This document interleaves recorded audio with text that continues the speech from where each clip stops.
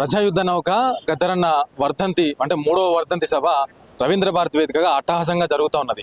గద్దరన్నతోని సంబంధం ఉన్నటువంటి ప్రతి ఒక్కరు కూడా ప్రత్యక్షంగా కావచ్చు పరోక్షంగా కావచ్చు ఆయనతో సంబంధం ఉన్నటువంటి ప్రతి ఒక్కరు కూడా ఇక్కడికి చేరుకొని ఆయనతో ఉన్నటువంటి సంబంధాన్ని గుర్తు చేసుకుంటూ నెమరు వేసుకుంటూ ఉన్నటువంటి పరిస్థితి. మాట్లాడదాం, మనతో పాటు రచ్చ రవణ ఉన్నాడు. ఆయనతో మాట్లాడి గద్దరన్నతో ఆయనకున్నటువంటి అనుబంధం ఎట్లాంటిది అనేది స్వయంగా వారి మాటలో తెలుసుకునే ప్రయత్నం చేద్దాం. అన్న, ఎట్లా అనిపిస్తున్నది వాళ్ళ వర్ధంతి సభకు రావడం పట్ల? అంటే నేను ఇది 3వ వర్ధంతికి రావడం అనేది వీళ్ళు కలిగింది, వీళ్ళు చేసుకున్న పిలుపు. కంపల్సరీ రావాల్సి, నేను చెప్పుకోవాల్సిన చాలా మాటలు ఉన్నాయని చెప్పడం జరిగింది. ఎందుకంటే నాది సినిమా రంగం. నేను ఏదో మేకప్ వేసుకుని ఆ సినిమాలు చేసుకుంటూ ఉండే క్రమంలో నాకు బతుకుబాటలో నా జీవన విధానంలో స్ఫూర్తిదాయకంగా కాళోజీ నారాయణరావు గారు, ప్రొఫెసర్ జయశంకర్ సార్, మన గద్దరన్న, అందశ్రీ గారితో నాకు అనుబంధం ఎట్లా ఉండదంటే ఒక్కొక్క సందర్భంలో ఒక్కొక్కరు కలవడం జరిగింది. గద్దరన్న మనకందరికీ విప్లవకారుడిగా తెలుసు, చైతన్యపరుడుగా తెలుసు, యుద్ధ నౌకగా తెలుసు.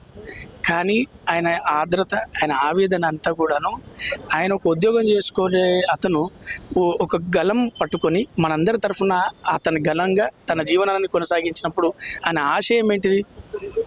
అంటరానితనం వదిలేయాలి, సమాజం నిర్మించాలి, అందరికి అవకాశాలు ఉండాలి, అందరూ కూడు గుడ్డ నీడ ఉండాలనే దానికోసమే ఆయన గలాన్ని విప్పనింది. అది ఈ 3వ వర్ధంతికి మనం జరుపుకుంటున్నాం. మనము ఎప్పుడు జరుపుకోవడం మానేస్తామంటే సమాజం వచ్చినప్పుడు, ఉద్యోగ అవకాశాలు అందరికీ వచ్చినప్పుడు, కూడుగుడ్డ నీడ ఉన్నప్పుడు మాత్రమే గద్దరన్నను స్మరించుకోవడం అవసరం లేదనిపిస్తుంది. అంటే ఇది ఎప్పుడైతే పూర్తి అవుతుందో అప్పుడు గద్దరన్న ఆత్మ శాంతిస్తుందని నేను చెప్పడం జరుగుతుంది. అది సాధ్యం అవ్వాలన్నా దాని కళ, ఆత్మశాంతించాలని మనం పోరాడాలి. ప్రతి ఒక్కరిలో గద్దరు రావాలనుకున్నాడు ఆయనే. నేను ఒక్కనే కాదరా, అందరూ గద్దరు అవ్వాలి, అందరూ తన కష్టాన్ని గలంగా విప్పాలి, మాటగా విప్పాలి, అవకాశాలు దొరకపట్టుకోవాలి, అందరూ నిలబడాలన్నది. నాకు ఎప్పుడు ఫోన్ చేసినా నా యాస భాషను ముద్దాడి ముచ్చడి పెట్టుకొని, ఏంద్రా అది ఏమన్నవరా అనేది, తీసుకోలే 2 లక్షల కట్నమా, అక్కడి నుంచి ఏందిరా తంచవు తాగి నీకెంత ఉంటే తలకాయ కూర తిన్నది, అబ్బా ఏం పెట్టినవురా అని ఒక్కొక్కటి అడిగి తెలుసుకొని, అప్పటివరకు ఆయన షోలు చూడకపోయేది అనుకుంటా, చూసి ఒక్కొక్కటి చూపెట్టుకొని చూసినాక మంచిగా యాసలో ఎదుగుతానవురా, అది భాషగా మార్చి భాషగా ముందుకు పట్టుకోబోతున్నావురా, నీకు ఆశీస్సులు అని చెప్పి గద్దరన్న నాతో ఉన్న అనుబంధం. ప్రాంతానికి పరిమితం చేసేవాళ్ళు ఆయన ఈ రాష్ట్ర పోటీ పక్క రాష్ట్రాలకు సంబంధం లేనటువంటి అందరికి ఏం చెప్తారు గద్దరన్న అంటే? అసలు నువ్వు గాలిని హైదరాబాద్ గాలి, ఆంధ్రప్రదేశ్ గాలిని అంటావా? గద్దరన్న యుద్ధ నౌక కాదు, గద్దరన్న ఆశయ గాలి. ఆ గాలి ఎంత దూరం పోతే అవసరం ఉన్నోడికి, ఆర్ద్రత ఉన్నోడికి అందరికి వ్యాపించే గాలి, అందరి తరఫున పోరాడే గాలి. కాబట్టే ఈరోజు అంబేద్కర్ గారి మనవడు కూడా ఇక్కడ రావడం జరిగింది. మీరు అంబేద్కర్ గారి మనవడు వచ్చే కార్యక్రమంలో రాజ్యాంగానికే పాట వస్తే అది గద్దరన్న. నువ్వు పెట్టుకుంటే నేనేం చెప్తాను, నువ్వేం చెప్తావు, ఇది అక్కడికి ఇది ఇక్కడికి.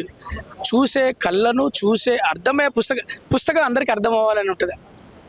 అది అర్థం అవ్వాలంటే మేధస్సు కావాలి, అది అర్థం అవ్వాలంటే నీకు అది తెలుసుకోవాలి. కాబట్టి మనం ఎవరిదేం లేదు, తెలుసుకున్న వాళ్ళంతా గద్దరన్నను ప్రేమిస్తారు. మెయిన్గా జెన్జీ యూత్ ఎవరైతే ఉన్నారో, ఇప్పుడు జెన్జీ యూత్గా చెప్పబడుతున్న వాళ్ళు గద్దరన్నను చూసి ఏం నేర్చుకోవాలి? వాళ్ళు వాయిస్. మనం ఇప్పుడు కూడా జెన్జీస్ అంటే నథింగ్ బట్టే అప్పుడు జెన్జీసే గద్దరన్న.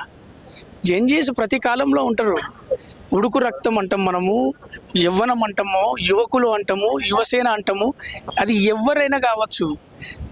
మనకు ఎప్పుడు పోరాడే తత్వం వచ్చేది ఎప్పుడు కూడాను ఆ క్వశ్చన్ అనేది ఎదిరిస్తాం అనేది కూడా అదంతా కూడా యువకులే ఉంటారు. యువకులనే కోరుకుంటాడు. యువకులు అంటే ఎవరు? ఇలా మనం జెన్జీస్ పెట్టి దూరం పెట్టేది లేదు. మనం ఎప్పుడు కానీ తప్పును ఎదిరించాల్సి వచ్చినప్పుడు యవ్వనంలో పోరాడే వాళ్ళే. నువ్వు భగత్ సింగ్, సుభాష్ చంద్రబోస్ అన్న, గద్దర్ అన్న, ఎవరైనా యువకులు ఉన్నప్పుడు వచ్చి కానీ పెద్ద వయసు వచ్చినాక బయటికి రాలే. కాబట్టి యువకుడుగా నీ వయసులో వచ్చినాడు గద్దరన్న అయిండు, నా వయసులో వచ్చినాడు సుభాష్ చంద్రబోస్ అట్లా చిన్నప్పుడే వస్తారు ఎవరైనా. అయ్యో చాలా ఉన్నాయన్న ఫోన్లో అని చెప్తాడు. తిన్నవారా అని అడిగిన దగ్గర నుంచి మొదలు పెడితే ఇల్లు కొన్నవారా అనే దాకా, ఒక గూడు సంపాదించారా, చిన్నదో పెద్దదో కొనుక్కునే దాకా అనుబంధాలు మన ఇంటి పెద్ద మనిషి లెక్కనే కాదే.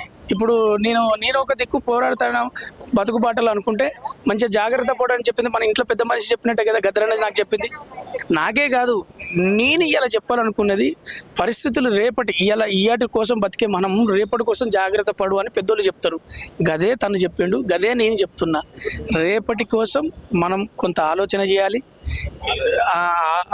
ఆదా కాదు, మన అందరం కూడా ఆలోచన అనేది మన వనరుల దగ్గర నుంచి మొదలు పెడితే మన వనరుల దాకా, ప్రకృతి వనరుల దగ్గర నుంచి మొదలు పెడితే మన వనరుల దాకా రేపటికి కొంత మనం మిగిలించుకుంటే అది మనల్ని కాపాడుతుంది. ఖర్చు చేస్తే ఏమవుతుంది? అదే. Thank you.